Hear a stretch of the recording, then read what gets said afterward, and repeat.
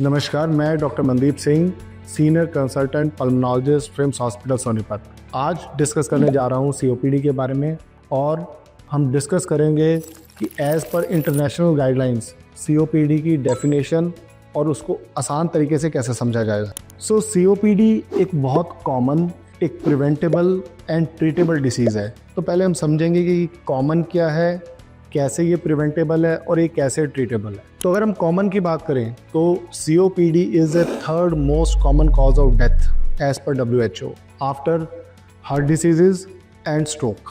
और अगर हम 2019 का WHO का डेटा लें तो 3.2 मिलियन डेथ्स थी COPD की वजह से, अगर हम एज पर डेटा को एनालाइज करें। तो ये बहुत कॉमन बीमारी है।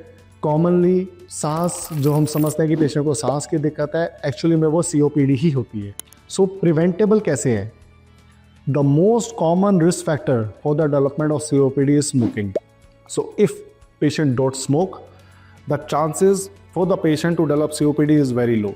But it is not like कि भाई सिर्फ स्मोकिंग ही रिस्क फैक्टर है।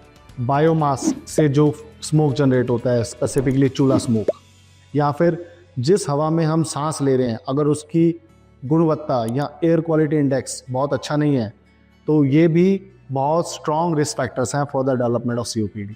तो मैं क्यों कह रहा हूँ कि ये ट्रीटेबल है? Because it is not curable.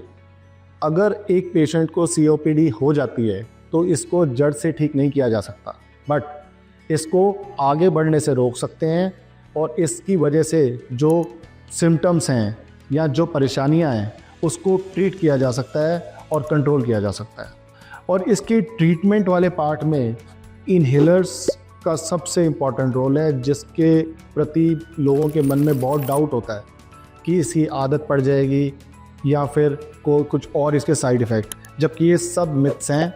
Inhaler is the most important and cornerstone for the management of COPD। तो COPD is characterized by persistent respiratory symptoms. अब ये रेस्पिरेटरी सिम्टम्स क्या हैं?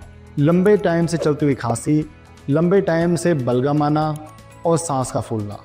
ये 3 सिम्टम्स कभी बढ़ जाते हैं, कभी कम हो जाते हैं, लेकिन ये प्रॉपरली ठीक नहीं होते। इसीलिए इसको कहते हैं कि जो COPD के सिम्टम्स हैं वो परसिस्टेंटली कंटिन्यू रहते हैं और धीरे धीरे प्रोग्रेस करते हैं। इन सिम्टम्स के साथ साथ एयर फ्लो लिमिटेशन रहता है कि जो हम सांस को बाहर छोड़ते हैं वो प्रॉपरली नहीं छोड़ पाते, क्योंकि सांस की नली में सिकुड़न टाइप का पैटर्न होता है।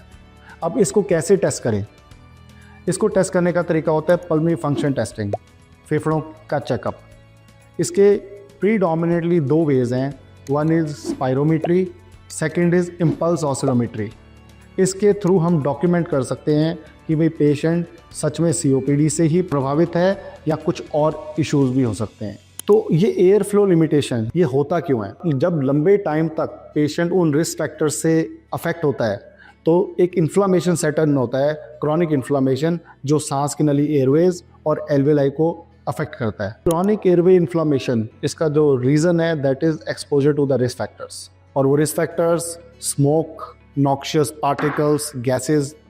तो अगर हम किसी भी तरीके से इससे प्रिवेंट कर पाएँ अपने एक्सपोजर को, तो हम COPD के डेवलपमेंट को रोक सकते हैं। तो COPD का जो नेचुरल कोर्स है वो प्रोग्रेसिव है। धीरे धीरे जैसे एज बढ़ती है तो ये डिसीज़ आगे फर्दर प्रोग्रेस करती है। इन दिस प्रोग्रेसिव डिसीज़ बीच बीच में सिम्टम्स बढ़ जाते हैं, लाइक बलगम का ज़्यादा आना, सांस का ज़्यादा फूलना, इन्फेक्शंस हो जाना। इन सब को कहते हैं एक्सरबेशंस। तो ये बीच बीच की एक्सरबेशन है, ये फर्दर लंग फंक्शन को डाउन करते हैं और इसकी मैनेजमेंट के लिए हमें ज़रूर डॉक्टर से कंसल्ट करना चाहिए।